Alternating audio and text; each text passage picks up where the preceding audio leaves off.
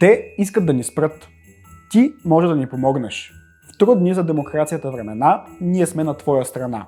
Ние бяхме тези, които разкрихме 5 еврото и 8 джуджета. Разкрихме нотариуса. Разкрихме Чичко Тревичко. Сега се нуждаем от твоята подкрепа.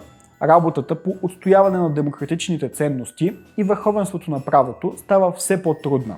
Съвсем наскоро управляващите ограничиха достъпа до данни в имотния регистър, с което проследяването на съмнителни сделки и доходи с неясен произход стана практически невъзможно за голяма част от обществото.